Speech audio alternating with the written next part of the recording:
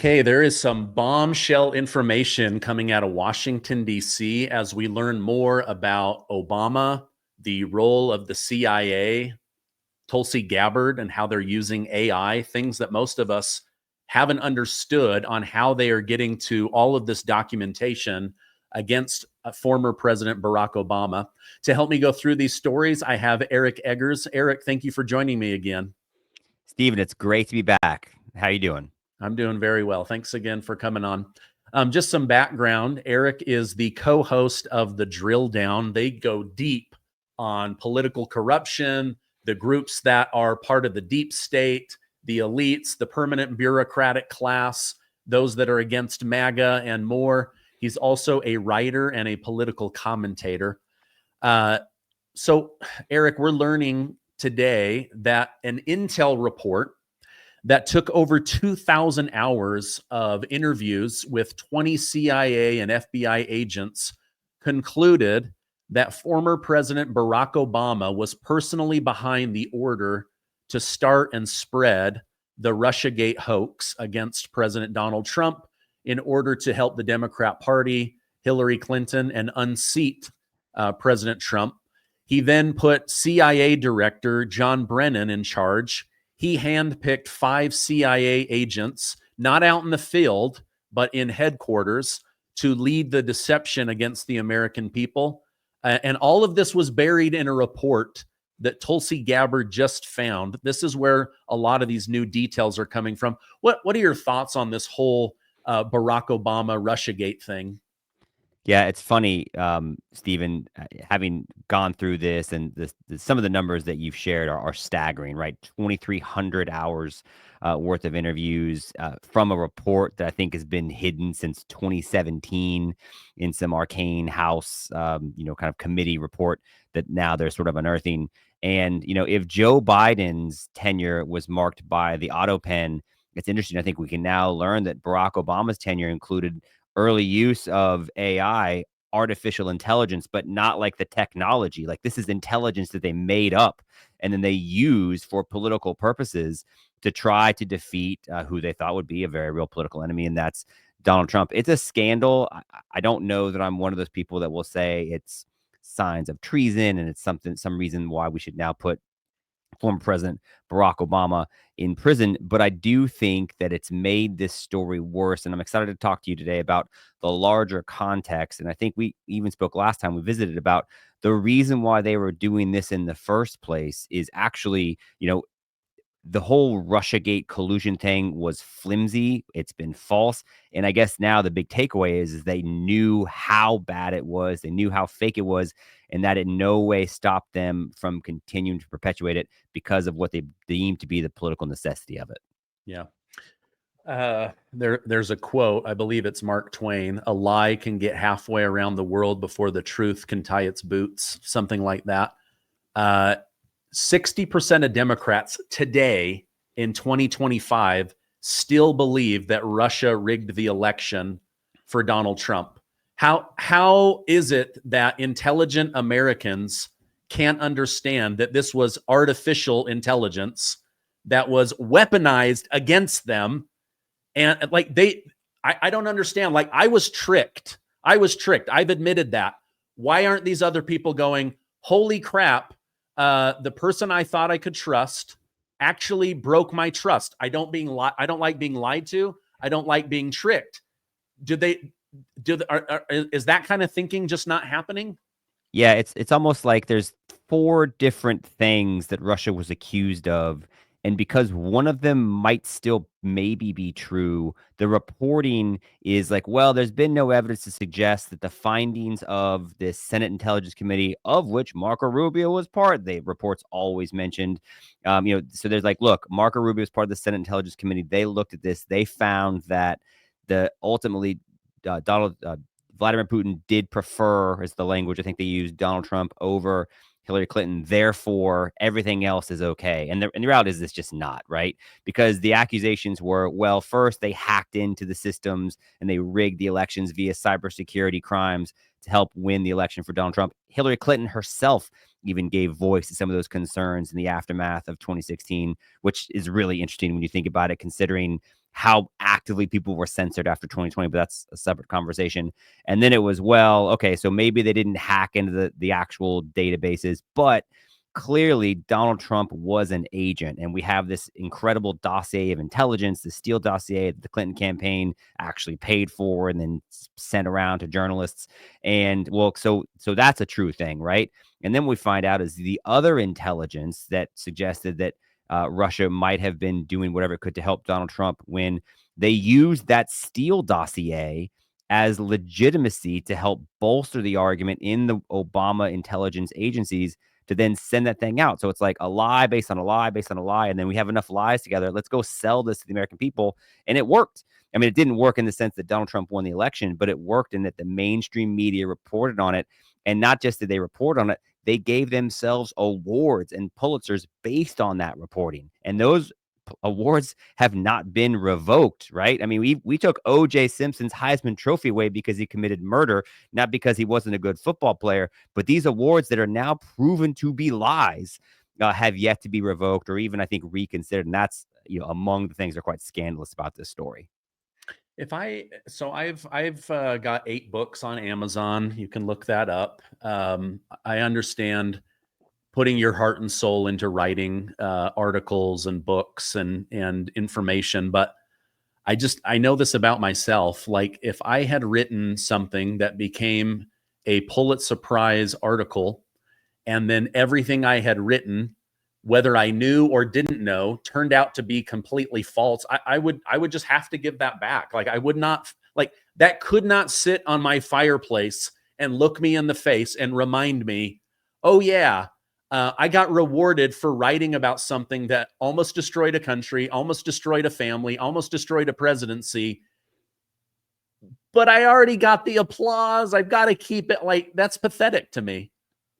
So let me just say this as an author myself and as someone who hosts a podcast and as someone who kind of engages in the public sphere, I'm kind of a connoisseur of self-promotion. And I just want to say that was elite humble bragging right now. Just casually mentioning that you written 8 books. I mean, I was like, well done. Okay, first off, we're all impressed with the proficiency with which you publish works. I've written one that was really challenging. It was about the 2020 election, actually. But no, 100%, right? What you're talking about are principles and values. And because what you ultimately care about, Stephen, and I'm very interested in your story. And I think we got into it a little bit before, but why you even started this channel and this show is because you were very interested in the truth. And unfortunately, that's something that's very much lacking today. It's one of the reasons why your program is as successful as it is that's unfortunately become your unique selling proposition. There's not that many people out there who are interested in and perpetuate the truth.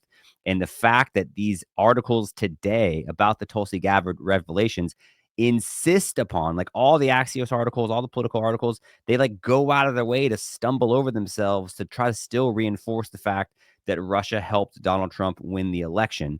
And I guess I would just say, like, look at what's happened since then. Like, look at whose regimes have been better for Vladimir Putin. It hasn't been the Trump regimes. It's been the opposite, in fact. And, and that's actually the larger backstory. The whole reason why the Clinton campaign fabricated this Russia hoax narrative via the Steele dossier in the first place, remember, is because we actually did a book called Clinton Cash, and we talked about all these financial transactions that the Clintons had benefited from financially while Hillary, as Secretary of State, presided over the transfer of U.S. uranium assets to Russia at the same time that Bill Clinton was getting paid $750,000 by the Kremlin to give a speech, and people who benefited from these uranium transactions were donating hundreds of millions of dollars to the Clinton Foundation, right? That's a real thing. We report on that in Clinton Cash. The Clintons did an internal poll and they said, we have a real problem internally. People view us as a Russian asset. The Clintons were viewed as too friendly to Russia. Hillary, as Secretary of State, also participated in something called Skolkovo. It was the Russian version of Silicon Valley. Her campaign manager, John Podesta, was on the board of one of those companies that made money off of it. So, like, Hillary, was the one that championed the hit the reset button on relationships with Russia. She had a problem. The American people knew it. And so they said, all right, the best way for us to do about this, the best thing for us to do about this is to lie. Let's say it's not Hillary with the Russia problem, it's Trump with the Russia problem. That's why they fabricated and paid for the Steele dossier. They then sold it to the intelligence community and to the journalism community. And that's what then is used to perpetuate even more lies about what Russia was allegedly doing to Trump. And that's what we now have a better understanding of, just how high the decision to lie to the American people went, and apparently went all the way to Barack Obama. Yeah, it did. Let me put something up here on the screen that just came out in the last 24 hours. So it looks like the U.S. House Committee just voted last night to subpoena Bill and Hillary Clinton to come in and testify about their relationship and their knowledge of Jeffrey Epstein and any victims and any predators. Now, they're obviously not going to say their own names, but I think that's interesting. We've got a former Secretary of State who ran for president and a former sitting president being called in on the Jeffrey Epstein situation. I want to go to that, and then I want to go back to the Tulsi Gabbard thing. What are your thoughts on them being called in? Is that just a waste of time? They're obviously they're going to do what Dr. John O'Connor did about Biden's mental health and probably just plead the fifth. But it's a bold move. It's a bold move. I think I tend to agree with you. I'm not sure how successful it will be. Remember, Bill Clinton was impeached back when being impeached was a very rare thing, for committing perjury, right, in the testimony over something that we knew happened. We knew he had an inappropriate relationship with Monica Lewinsky, and he's such a skilled lawyer, at least he considers himself to be. I mean, that's where it depends on what the definition of the word is. It's like one of my favorite jokes. Again, what's Bill Clinton's favorite verb? Well, it might be is. So here's a guy who's been able to kind of avoid telling the truth in very high stakes circumstances. I think Hillary Clinton's much the same way. I will say this. I think the Epstein story is really fascinating. I think it matters mostly in the context of the lies that the Biden administration told the American people for 4 years. We were lied to about the 2020 election being the safest and most secure in American history. We were lied to about, the fact that Joe Biden was cognitively quite capable and flexible.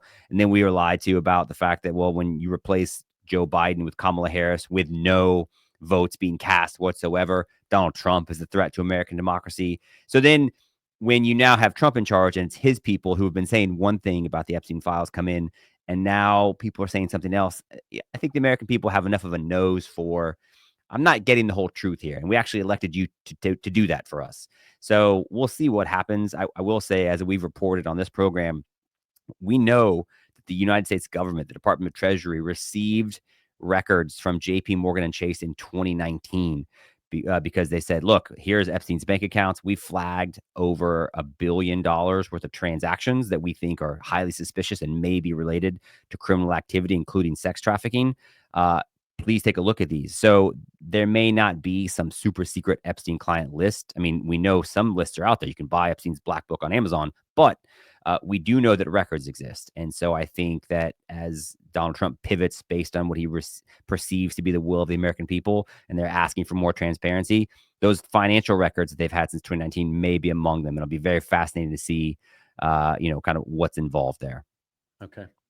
Yeah, I can see how Trump was trying to keep Epstein at bay because they were about to drop this giant Obama story. And now Obama's using Epstein against Trump. Oh, you're now making up this made up Russia story to avoid the fact that you're in the Epstein files. You were buddy with this pervert. So that, I mean, they're weaponizing this against him. And yet it's Democrat judges in New York that just yesterday told Pam Bondi, pound sand, we're not giving you anything from the Epstein files. If there's a specific document or sentence or name that you want us to look through, we'll pull that. But there is no reason for us to release that. So now they're handcuffed, and I bet you Trump gets blamed, even though it's these judges in SDNY that aren't releasing the Epstein stuff. So listen to this, and I'm going to break some news on this program for you, Stephen. So Ghislaine Maxwell, right, Jeffrey Epstein's partner, is in prison, in a federal prison in Tallahassee, Florida, where I live. And my understanding is is that Pam Bondi and Department of Justice officials are interviewing her in prison, or they're going to be transferring her. But there is an effort to speak to her, and I think there's been some news about that. That's not the news I'm breaking. The news I'm breaking for you and your audience is in Tallahassee yesterday, they arrested the mascot at Chuck E. Cheese. So there's photographs of Tallahassee Police Department official carrying out like a Chuck E. Cheese costume person in handcuffs. They're arrested for like credit card fraud. But, I tweeted, I was like, look, I thought Ghislaine Maxwell was the most notorious criminal in Tallahassee. It turns out it's actually a fluffy mouse. But, all kinds of criminals in my neck of the woods, and Ghislaine Maxwell is I think, being interviewed, and we'll see what happens with her. But maybe that can shed a little bit more light onto, what the actual story is here. Yeah, here's the Chuck E. Cheese. Wait a minute. You got it. You guys are so quick. That's not a real mouse. It's someone in a costume. My thing is, dude, where this person lives. Like, you don't have to torment the children. Like, you could have got him at his house. Yeah, good point. Good point. The thing that's hard is Ghislaine Maxwell may say whatever she thinks might reduce her prison sentence.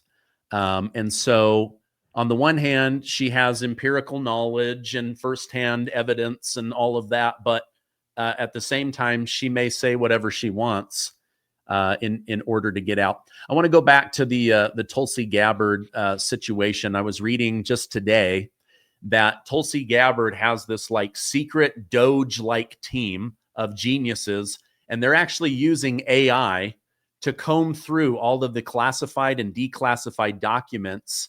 And that's how they're able to find these missing puzzle pieces. This report about these 20 CIA and FBI agents saying, we know that Obama was behind this. We were uncomfortable.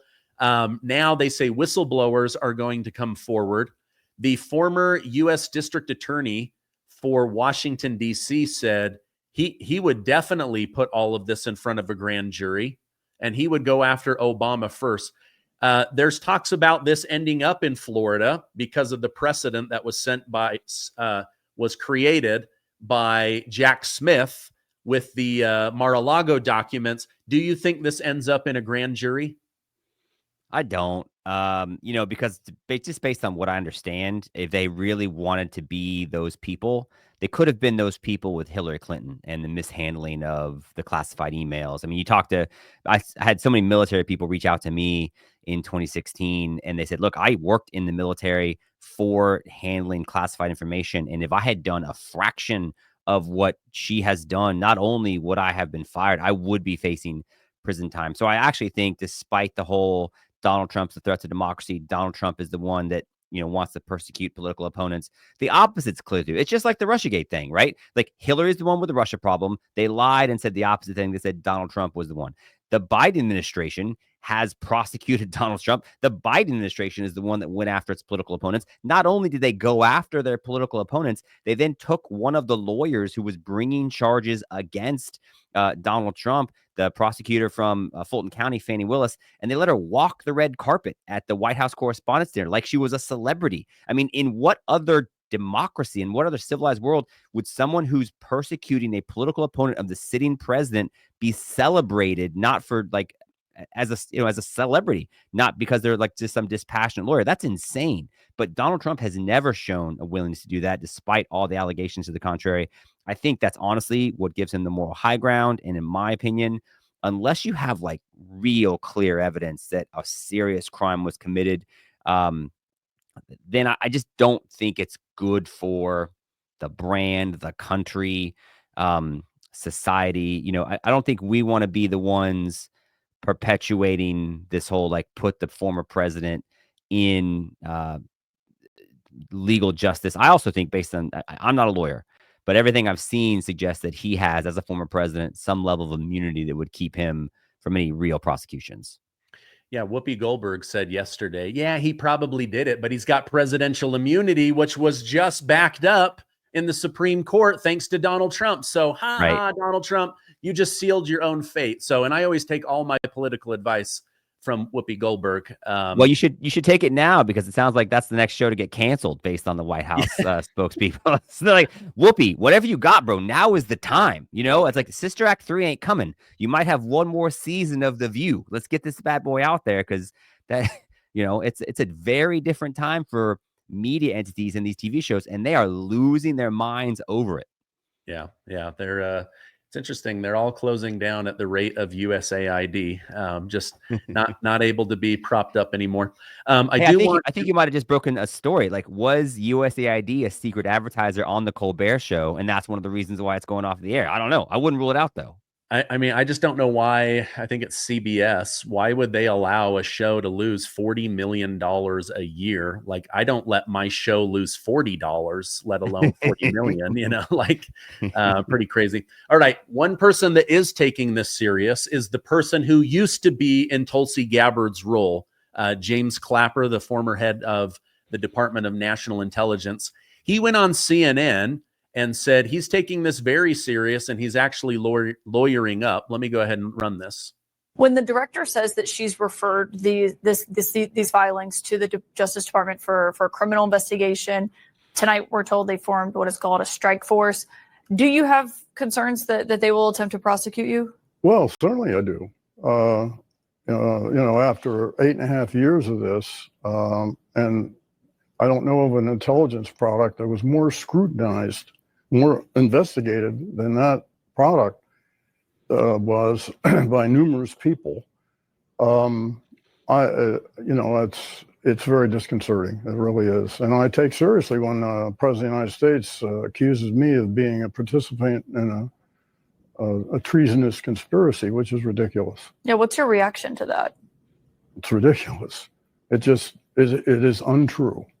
So what will you do if they come after you? What is your plan? Well, I'll lawyer up, I suppose. Already have. You've already hired attorneys in anticipation that this Trump Justice Department could try to prosecute you. We've had sort of perpetual attorneys since I left the government in 2017. Former Director James Clapper, thank you for joining us tonight. All right. So he's worried about it. Says that this was the most investigated product that the government ever put out. But now we're finding, I don't know if it was the most investigated or the most manipulated. I don't know. I get so confused because am I on the wrong side of history here? I don't think you are. I think, unfortunately, James Clapper is. And, to quote Arrested Development, I think James Clapper has the worst blanket attorneys, because if he's really had attorneys for this long, they should have got him a pardon. Like they got these pardons for the people on the January 6th committee, because, and I don't know, but it wouldn't shock me if James Clapper was one of the 51 intelligence officials who signed onto the document suggesting he was. I'm going to bring that up. I thought so. So like, bro, like, I'm sorry that there's not the thou doth protest too much. It's like, this is the 8th time you've been wrong about this or have lied to us about this. And your use of the phrase treasonous conspiracy, but what phrase would you like us to use? You guys fabricated this intelligence to try to defeat a political opponent in 2016. You fabricated more intelligence this time to successfully help suppress information that led to the defeat, maybe, of a political opponent in 2020. And we now know that the former president was involved in at least one of those decisions, and a lot of his political appointees in the intelligence community helped contribute to the latter. So, I don't think people are wrong to suggest that there has been, at times, something like a concerted effort to keep Donald Trump out of the White House. In fact, it was on the cover of a magazine after 2020. They're like, look, this is how we all work together to keep Donald Trump from winning. And they're like, okay, well, you said that's what you did. And we changed the rules of the election, and we fabricated intelligence, and then we lied to people. We kept information like being actively suppressed on social media. And then we shut down any dissent after the election on social media. And then we like deplatform people. I mean, if you really take a step back and look at it, treasonous conspiracy might actually be an appropriate use of the language. Again, I don't know like what the legal threshold is, but it certainly was a conspiracy. And I'm sorry for James Clapper that he did not successfully win a pardon like one of the Biden family members or even Adam Schiff. Yeah. You brought up Arrested Development. That's one of my favorite things. Go talk to my lawyer at blah, blah, blah. What? Blah, blah, blah. And then it shows them walking in Bob, Lob, Law. I love that. James Clapper was one of the people that told America that the Hunter Biden laptop was fake, that it was a Russian plant. He knew that it was fake and continued to push forward this lie. And then when he was asked on an interview if he felt good about that, he said, well, I do, because I just don't trust Russians. So you lied to the American people because you don't trust Russians. So you made yourself untrustworthy to get back at people you don't know that happen to be of Russian descent. Make it make sense. His real answer is, well, it worked, didn't it? So of course I feel good about it. Like, you see what we got. So I actually think I was an A+ job. I expected to get kind of a payoff from the Biden family for it. No, again, these are the people that Donald Trump poses this existential threat to, because he just doesn't play those games. He doesn't do all the deep state stuff. And, and they know it. Right. And so that's why I think people, if you understand how different things are under Donald Trump, then all the efforts they went to, and by they, I mean like the collective they, the intelligence community, the permanent political class, the unelected lawyers in Washington, D.C. This is somebody who, they fabricated intelligence in 2016. They tried to impeach him. They did impeach him multiple times when he was president. They brought 4 different charges with, I think, hundreds of years worth of prison time on the table when he was out of office. They tried to shoot him twice, at least. We, fundamentally changed the way we conducted elections in 2020. And then they tried to leverage the federal government in unprecedented ways to register as many people as possible ahead of 2024. And, in 2020 it worked. The other 2 times it didn't. But there's a reason why they went to these unprecedented efforts to keep Donald Trump out of the White House. It's because he is not part of that crew, right? And so that's why they have to lie and make these things up. And it's very interesting to see people be held accountable. He said 8.5 years. That report that we now know, like, there were whistleblower concerns about the Steele dossier and about the, these efforts to kind of suggest Donald Trump was a Russian asset. That's been hiding in like a House committee basement for 8 years. So, a lot of these things are coming to light now. It's a really interesting time. Yeah. I get so confused, it's my job to try to see through the truth on behalf of my community. But, I remember during the whole Stormy Daniels thing, she put in writing in multiple places that they never had an affair. Then after the trial, she said, oh, I guess it didn't work. We didn't get him. But then during the trial, she said he was so good in bed, she fainted. So how do I see the truth of what's going on? Right now, they are saying that, yes, Donald Trump's name is in the Epstein files, but maybe not for the way that people think. In fact, new reporting out today, Jeffrey Epstein, in his own legal documents, believed that Donald Trump was the whistleblower that threw him to the wolves in 2005 and ruined everything. Ruined his operation there. So author Michael Wolff reveals that Jeffrey Epstein discovered it was Donald Trump who blew the whistle on his bad behavior. Your thoughts on that? If that's true, and I don't know. The whole Epstein thing to me still kind of boggles my mind. They did a 3-year investigation with the Palm Beach Sheriff's Department, and they brought all these charges, but then somehow he only gets sentenced to 13 months, and it's like work release 6 days a week, 16 hours a day. And then even when he gets to New York and he has to have his trial to be registered as a sex offender, there's been reporting that they had mountains of graphic evidence, but the Manhattan DA asked him to get the lowest level of registration despite, and the judge is like, this is unprecedented. Why would we do that? So it seems like he's kind of gotten leniency sort of at every turn. And there's, obviously allegations he's been part of an intelligence asset operation on behalf of who knows. But all that to say, Donald Trump clearly had a public relationship and a friendship with him at one time. And then at some point that obviously changed. And there was a very public breakup. Some suggested it's about a Palm Beach real estate deal. It may have, in fact, been Donald Trump's personal distrust and dislike for the lifestyle that Jeffrey Epstein led and helped others participate in. But if that's true, And if it's true that Donald Trump actually was the whistleblower, my question to you, Stephen Gardner, do you think you would hear about it anywhere on center mainstream news outlets? No, the only thing you're going to hear is Trump's name is in the Yeah, Epstein files. that's exactly right. That's exactly right. That will be the story, and it wouldn't be he's the whistleblower, he turned him in. You would never hear that. Yeah, there's actually a video out there of one of the lawyers representing Epstein victims, and he said Donald Trump was actually very helpful to us in gathering details. Then 2 days ago on CNN, you had another lawyer of the Epstein victims. He said, I represented 20 women who were taken advantage of by Jeffrey Epstein. Now, I can't personally link Donald Trump to any of this, but we know what he was doing. Wink, wink. Like, no, you don't. You've got 20 people that just told you he has no involvement. Then CNN brought on another guest where they said, okay, you had an interaction with Donald Trump. What happened? Well, Jeffrey Epstein offered me a job. He had me come in late at night to the office. It was really scary, but I needed a job. And out came Donald Trump. And then CNN's like, and then what happened? And, oh, he went into a different office. Like, it was nothing burgers. CNN's ratings are so terrible. They're literally bringing on these like gotcha nothing burgers. I don't know. Yeah, we actually interviewed Jeffrey Epstein's an attorney who represented Jeffrey Epstein, a guy named David Schoen. He'd also represented Donald Trump during his second impeachment trial, I believe.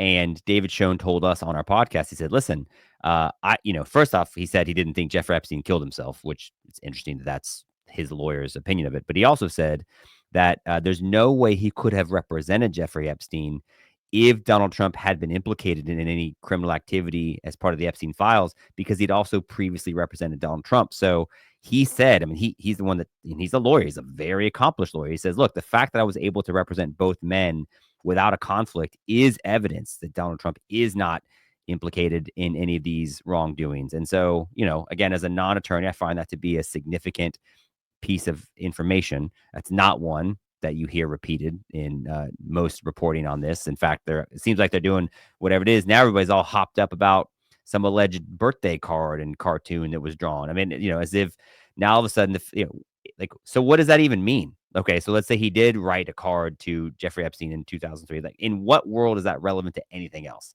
We know they were friends, but that does not prove anything else. And so to me, the fact that that's now become the topic of conversation suggests that they sort of have given up on making it about anything else.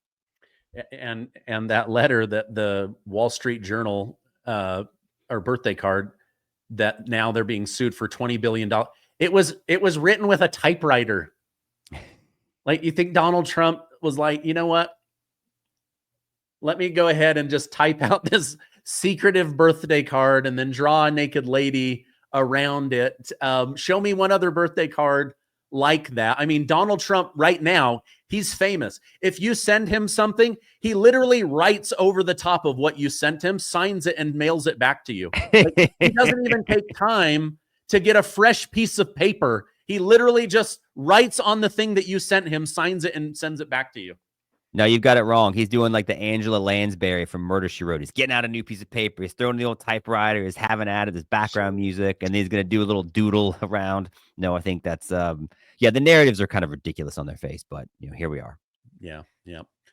Well, Eric, this has been a fun conversation. I'm trying to get information out there. How's Tulsi Gabbard getting this information? Where did these reports come from? Why didn't Durham and Mueller have these? Okay, now we're finding that this stuff was either hidden or lost or purposely buried. Now they're using AI to comb through all of this. Donald Trump is in the Epstein files, but not for any reason. I mean, until you have somebody coming forward saying, I have definitive proof that he was a creepo and did stuff with kids, I think it's just all smoke and mirrors by the Democrat Party in order to humiliate Donald Trump in public. Yeah, I think what's true is if they had it, so, and let's not conflate it, right? I mean, there's the revelations about the fake intelligence with the Clinton campaign and the Russian intelligence. And then there's okay, what do we know about these Epstein files? I think if there had been any information connecting Donald Trump to Epstein in a meaningful way, I think absolutely it would have been deployed over the 4 years of the Biden administration. I mean, they fabricated lots of other things. So if they had a real thing, you don't think they would have used it. So I kind of put that one to bed, no pun intended. And then on the Tulsi Gabbard stuff, I think what we're actually finding is whistleblowers did come forward. That's actually one of the more newsworthy revelations of this thing. Is like, no, there was intelligence whistleblowers who said, this is wrong, guys. This is made up stuff, and you know it. And then I think one of the, the intelligence directors like, well, yeah, but it rings true, right?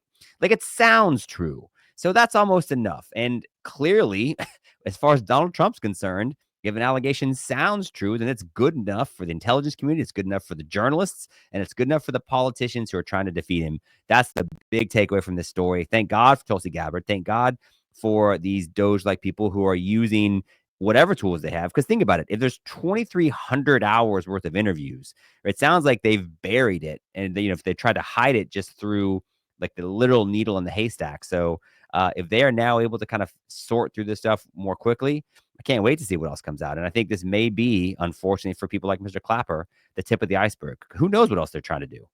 Yeah, absolutely.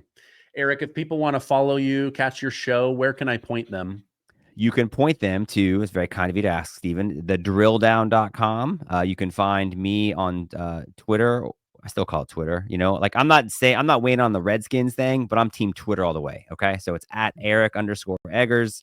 And, you can find all of the shows on any podcast platform. Peter Schweitzer and I do a show each week. And, I just appreciate you and appreciate your commitment, Stephen. It's one of the greatest lines I've heard. I have to say it again, because we want to keep it short. The mind can only absorb what the butt can endure. So I feel like we have to, I got to quote Stephen Gardner as we close out this episode.